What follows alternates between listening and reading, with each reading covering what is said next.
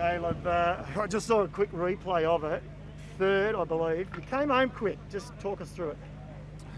Yeah, it was, as we expected, a very hectic finish. The first few stages of the tour, especially the sprints, are always very hectic. And yeah, with the last K, it's like slightly always bending. So, if you go to move on one side, the door shuts, and if you go to move on the other side, the door shuts. So I had to be patient, but yeah, I was a bit too patient because I was a bit too far back to start. But yeah, not the worst start, but not the best. So yeah. Yeah, I mean, every sprinter wants to win, and the old saying, you're the first loser if you don't win. But ultimately, you must be reasonably happy with the legs. Yeah, the first few days they were tough, but I felt good.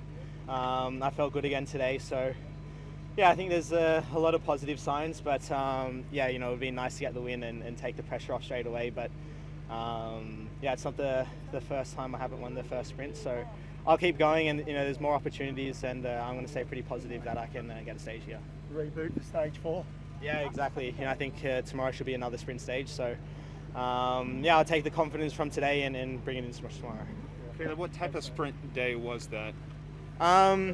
It was reasonably straightforward. It had the potential to be a lot harder, but yeah, luckily a small break went at the start. Only 2 guys, and yeah, they weren't riding so hard. So in the end, it was a pretty straightforward sprint day. But yeah, very nervous. But yeah, I mean, we expected that.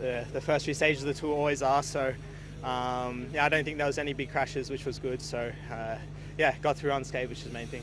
So many teams up in the mix, Uno X, Udall, your team, Intermarché, so too many to name.